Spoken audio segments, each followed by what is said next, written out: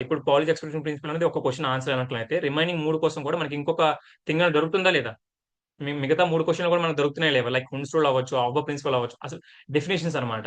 Okay. ఇప్పుడు అర్థమైందా? ఇప్పుడు అర్థమైందా? అన్నయ్య మాకు without answers previous year question papers కావాలి. ప్రిపేర్ చేయొచ్చు కదా అన్నయ్య.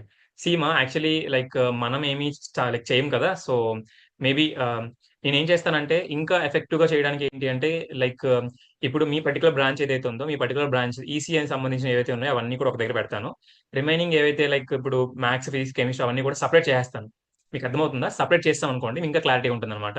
మనకి చాలా తక్కువ టైం ఉంది. సో, మనం ఇంకా కంటిన్యూ చేద్దాం ఇక్కడితో. ఓకే. సో, ఏవైతే ఇంపార్టెంట్ కాన్సెప్ట్స్ తెలుస్తాయో, ఆ ఇంపార్టెంట్ కాన్సెప్ట్స్‌ని బేస్ చేసుకొని మనం స్టార్ట్ చేయాలి. అర్థమైంది కదా! ఎవ్రీవన్ అర్థమైందా? ఇప్పుడు మనం అసలైన థింగ్‌లోకి వెళ్ళబోతున్నాం. మీరేం వర్రీ అవ్వద్దు. నేను చెప్తాను క్లియర్‌గా. నాకు జస్ట్ 9 మినిట్స్ ఆఫ్ టైమ్ ఉంది. 9 మినిట్స్ ఆఫ్ టైమ్‌లో మీకు క్లియర్‌గా చెప్పేస్తాను. ఓకేనా? సో, ఇప్పుడు క్లియర్‌గా చెప్తాను చూడండి. వినండి.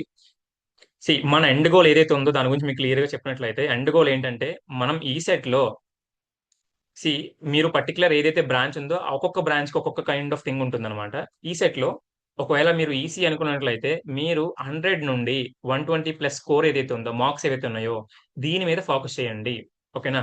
దాని మీద ఫోకస్ చేయాలంటే మనం డివైడ్ చేసుకోవాలి. ఏ పర్టిక్యులర్ సబ్జెక్ట్‌కి మనం ఎంత అమౌంట్ ఆఫ్ సిలబస్‌ని తీసుకోవాలి. ఆ సిలబస్‌ని బేస్ చేసుకొని వెయిటేజ్ ఏదైతే ఉందో దాన్ని అర్థం చేసుకొని స్టార్ట్ చేయాలి. ఓకేనా? ఫర్ ఎగ్జాంపుల్ మ్యాథ్సే ఉందనుకున్నట్లయితే నేను మ్యాథ్స్‌కి అరౌండ్ 30-35 మార్క్స్ స్కోర్ చేశానంటే అర్థం చేసుకోండి. నేను ఎలాంటి కైండ్ ఆఫ్ టాపిక్స్ చూస్ చేసుకున్నానో. లైక్ మ్యాట్రిసెస్ అవ్వచ్చు, డిఫరెన్షియల్ ఈక్వేషన్స్ అవ్వచ్చు, డిఫరెన్షియేషన్ అవ్వచ్చు, ఇంటిగ్రేషన్ అవ్వచ్చు. ఓకేనా? అండ్ దీంతో పాటు ట్రిగ్నోమెట్రీ అవ్వచ్చు. ఓకే. ఇవన్నీ కలుపుకొని నాకు 35 ప్లస్ మార్క్స్ అయితే వచ్చాయన్నమాట. ఓకేనా? అలానే మీరు కూడా సిలబస్ అనేది మొత్తం అవసరం లేదు. నేను కాంప్లెక్స్ నంబర్స్ అండ్ ఇంకొక చాప్టర్ అనేది నాకు కొద్దిగా కష్టంగా అనిపించింది. Partial fractions. ఈ 2 చాలా చాలా కష్టంగా అనిపించాయి కాబట్టి నేను వాటిని వదిలేసాను. రిమైనింగ్ ఏవైతే ఉన్నాయో వాటి మీద టైమ్ పెట్టాను. ఆ టైమ్ బేస్ చేసుకొని నాకు కొన్ని ఇంపార్టెంట్ కాన్సెప్ట్స్ అనేవి దొరికాయి. దాని మీద నేను టైమ్ పెట్టడం వల్ల ఏంటి అంటే నాకు ఇంకా క్లారిటీ వచ్చిందన్నమాట. ఎలా ప్రిపేర్ అవ్వాలి? ఏం ప్రిపేర్ అవ్వాలి? అని చెప్పి. మీరు కూడా అలానే ఏం చేస్తారంటే మీరు అన్ని టాపిక్స్ మీద టైమ్ పెట్టొద్దు.